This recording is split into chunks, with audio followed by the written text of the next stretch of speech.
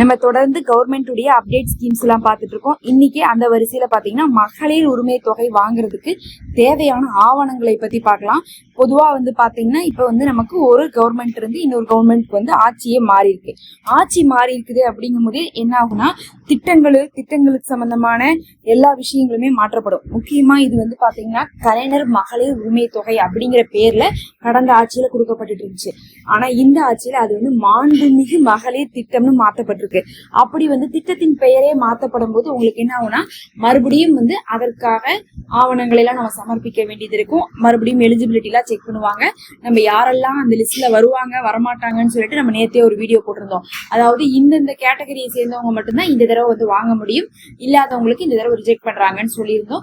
அந்த வீடியோ பார்க்காதவங்க பாத்துக்கோங்க, அதுல தெளிவா சொல்லியிருப்போம். அது இல்லாம இப்ப நாம எலிஜிபிளாவே இருந்தாலும் கூட இந்த ஆவணங்கள் இருந்தா மட்டும் தான் வாங்க முடியும், இது இல்லாட்டினா வாங்க முடியாதுன்னு இருக்கு. நான் கடந்த ஆட்சியிலேயே எல்லாமே கொடுத்துதான் வாங்கிட்டு இருக்கேன் அப்படின்னு சொன்னா அதை அப்படியே கண்டினியூ பண்ணுவாங்களா அப்படிங்கிறது ஒரு பெரிய கேள்விக்குறி. ஏன்னா திட்டம் மாறும் போது எல்லாரையுமே அப்ளை பண்ண சொல்றதுக்கு வாய்ப்பு அதிகமா இருக்குது. அததான் எல்லாருமே சொல்லிட்டு இருக்காங்க. இதுவரையும் கிடைக்காதவங்களும் இதுவரையும் கிடைச்சிட்டு இருக்கவங்களும் சேர்ந்துதான் 2500 ரூபாய்க்கு அப்ளை பண்ற மாதிரி அதிகமா வாய்ப்பு இருக்கு. அப்படி இல்லாட்டினாலும் கூட பாத்தீங்கன்னா இந்த ஆவணங்களை எல்லாம் சரி பார்த்து விட்டுதான் என்ன பண்ணுவாங்க, மறுபரிசீலனை பண்ணிட்டு இந்த தடவை கொடுப்பாங்க. இந்த தடவை வாங்கிட்டு இருக்கிற எல்லாரும் கண்டினியூவா வாங்குவாங்கன்னு சொல்லிட்டு எந்த இடத்துலயுமே நம்ம உறுதியா சொல்ல முடியாது. இந்த தடவை வாங்கிட்டு இருக்கிறவங்களையும் நிறைய பேர் ரிஜெக்ட் ஆகிறதுக்கான வாய்ப்பு இருக்கு.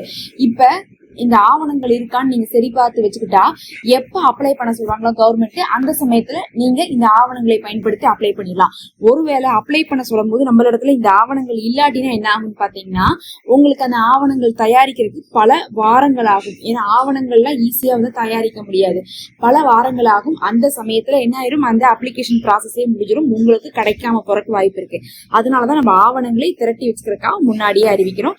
அதனால இதுவரையும் அப்ளை பண்ணவங்க இனிமேல் தான் அப்ளை பண்ண போறேன்னு சொல்றவங்க எல்லாருமே இந்த ஆவணங்கள் இருக்கான்னு சரி பார்த்துக்கொள்ளுங்க. இதுதான் மகளிர் உரிமை தொகை வாங்குறதுக்கு தேவையான ஆவணங்களாக இருக்கு. இப்ப அந்த ஆவணம் என்னென்னு சொல்லிட்டு பார்க்கலாம்.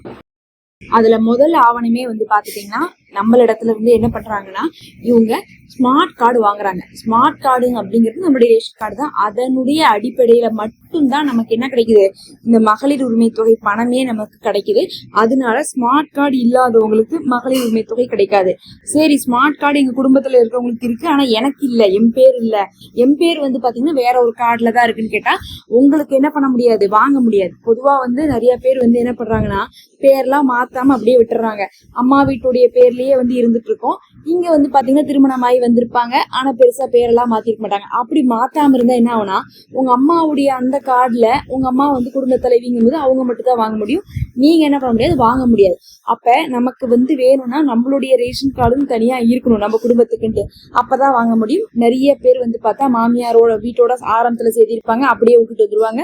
அவங்க தனி குடும்பத்துல தான் இருந்துட்டு இருப்பாங்க, தனி குடும்பமா இருப்பாங்க. ஆனா என்ன பண்ணிருக்க மாட்டாங்க, அந்த பேரை பிரிச்சுட்டு வந்திருக்க மாட்டாங்க. சிலர் அம்மா வீட்லயே அப்படியே விட்டுட்டு வந்திருப்பாங்க. இப்படி அம்மா வீட்லயோ இல்ல மாமியார் வீட்லயோ விட்டுட்டு நீங்க தனியா இருந்துட்டு இருந்தீங்கன்னா உங்களுக்கு பாத்தீங்கன்னா தனியா குடும்ப அட்டை இல்லாம உங்களுக்கு இந்த மகளிர் உரிமை தொகை வாங்க முடியாது. அதனால மகளிர் உரிமை தொகை வேணும்னா எல்லாத்துட்டையுமே ஸ்மார்ட் கார்டு இருக்கிறது அவசியம். அதுலயும் பெரும்பாலும் உங்களுக்கு அரிசி கார்டுக்கு தான் கொடுப்பாங்க. அதே மாதிரி பாத்தீங்கன்னா இன்னும் கூட என் பேர்லாம் சேர்க்கல அப்படின்னா நம்ம என்ன பண்ணலாம், நம்ம சேர்த்திக்கலாம்.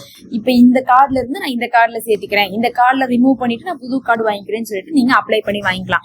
அப்ளை பண்ணி வாங்குற வேலையை இப்ப ரொம்ப ஈஸியாக்கி இருக்காங்க இந்த தடவை. ஏன்னா மகளிர் உரிமை தொகையை அதை பேஸ் பண்ணி கொடுக்கறதுனால நம்ம என்ன பண்ணலாம், ஃபர்ஸ்ட் ரேஷன் கார்டை கொடுக்கலான்னு கொடுத்துட்டு இருக்காங்க. நாங்க கூட்டு குடும்பம் தான், ஆனா பார்த்தா எங்க குடும்பத்துல பார்த்தா எங்க மாமியார் இருக்காங்க, இப்ப நான் இருக்கிறேன், என்னுடைய கொழுந்தனா இருக்கிறாங்க, என்னுடைய மச்சாண்டா இருக்கிறாங்க அப்படின்னு நீங்க ஒட்டுக்கா எல்லாரும் சேர்ந்து ஒரு கார்டுல இருந்தா உங்களுக்கு மகளிர் உரிமை தொகை தேவைப்பட்டா நீங்க கூட்டு குடும்பமா இருந்தாலும் கூட நீங்க தனி கார்டு வாங்கிக்க முடியும். நீங்க உங்க கணவர் அப்படின்னு சொல்லிட்டு உங்க குழந்தை அப்படின்னு சொல்லிட்டு நீங்க என்ன பண்ணிக்கலாம், வாங்கிக்கலாம். அந்த மாதிரி அப்ளை பண்ணி வாங்கி வச்சுக்கோங்க இந்த தடவை. அப்படி வாங்கினா மட்டும்தான் உங்களுக்கு மகளிர் உரிமை தொகை கிடைக்கிறதுக்கான வாய்ப்பு இருக்கு.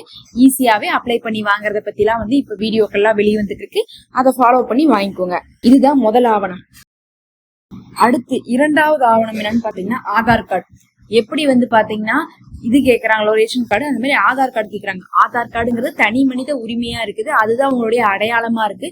அதனால ஆதார் கார்டு உங்கள்கிட்ட இருக்கணும். அந்த ஆதார் கார்டுல உங்க போன் நம்பரை இணைச்சு வச்சுக்கோங்க. உங்களுடைய ஒரு போன் நம்பர், அது யூஸ்ல இருக்கக்கூடிய போன் நம்பர் இணைச்சு வச்சுக்கோங்க. ஏன்னா இதுக்கு நம்ம நம்பர் கொடுக்கறது அவசியம். என்ன இது ஃபுல்லா வந்து பல மாசம் வருஷத்துக்கு முன்னாடி இணைச்சு வச்சிருப்பாங்க, அது காசு கட்டாம போயிருக்கும். அந்த மாதிரிலாம் இல்லாம நீங்க அபிஷியலா யூஸ் பண்ணிட்டு இருக்க ஒரு நம்பரை அது கூட இணைச்சு வச்சுக்கோங்க. ஆதார் கார்டு அது கூட நம்பர் இணைச்சிருக்கிறது ரொம்ப முக்கியம். இது 2வது ஆவணம். அடுத்தது 3வது ஆவணம் என்னன்னு பாத்தீங்கன்னா உங்களுடைய பேங்க் பாஸ்புக் நீங்க கொடுக்கணும்.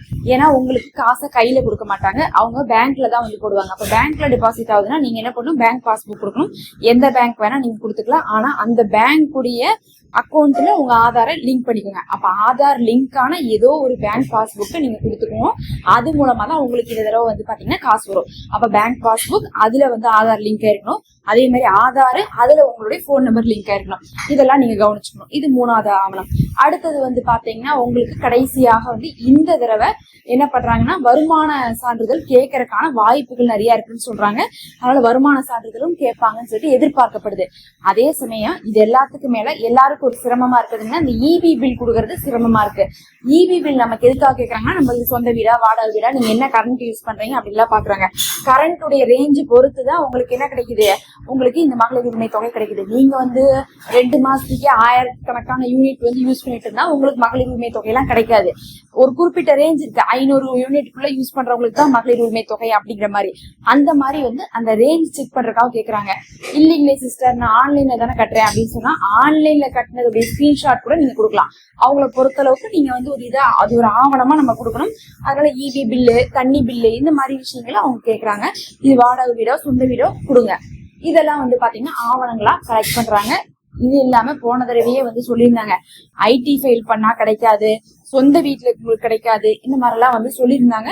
அது மாதிரி நிறைய விஷயங்கள் இந்த தடவை ஃபாலோ பண்ணி தான் என்ன பண்ணுவாங்க, நம்மள்ட்ட ஆவணங்களை வாங்கி நம்மளை வந்து ரெஜிஸ்டர் பண்ணுவாங்க. அதனால ஆவணங்களை ரெடியா வச்சுக்கோங்க. எலிஜிபிலிட்டி எல்லாம் செக் பண்ணிட்டு அப்ளை பண்ணலாம். எப்ப அப்ளை பண்ற மாதிரி வரும்னு கேட்டீங்கன்னா இப்போதைக்கு வராது, ஒரு 2-3 மாசத்துக்கு ஆகிறதுக்கான வாய்ப்பு இருக்குன்னு சொல்லியிருக்காங்க. முதல்ல இந்த மாசம் கடைசின்றாங்க, இப்ப 2-3 மாசம் சொல்றாங்க. ஏன்னா பட்ஜெட் ஒதுக்கணும், அதுக்கப்புறம் வந்து பாத்தீங்கன்னா ஃபார்ம் எல்லாம் ஃபில் பண்ணணும், அதுக்கப்புறம் பழைய லிஸ்ட் எல்லாம் செக் பண்ணணும், அதுல கழிக்க வேண்டியவங்களை கழிக்கணும், ஆட் பண்ண வேண்டியவங்களை ஆட் பண்ணணும். இத்தனையும் பண்ணி முடிச்சுட்டு தான் உங்களுக்கு கொடுப்பாங்க. அதுவரை என்ன ஆகும்னு கேட்டீங்கன்னா இப்ப 1000 ரூபாய் வந்துட்டு இருக்கா கலைஞர் மகளிர் உரிமை தொகையுடையது, அது வந்துகிட்டே இருக்கும். இப்ப யாரெல்லாம் 1000 ரூபாய் வாங்குறீங்களோ அவங்க வாங்கிட்டே இருப்பீங்க. ஆனா அடுத்த தடவை அவங்க வாங்குவாங்களா, அவங்களோட கூட யார் யாரெல்லாம் வாங்குறாங்க அப்படிங்கிறது அப்புறம் தான் நமக்கு தெரியும். அதனாலதான் ஆவணங்களை தயார் பண்ணிக்கோங்கன்னு சொன்னோம். நம்ம அதை பத்தி அப்டேட் போட்டுக்கிட்டே இருப்போம். நம்மளை சப்ஸ்கிரைப் பண்ணி வச்சு பாருங்க. அப்பதான் இது வந்து எப்ப கிடைக்குது என்ன பண்ணுன்னு சொல்லுவோம். நீங்களும் உடனுக்குடனே அதை செஞ்சுக்க முடியும்.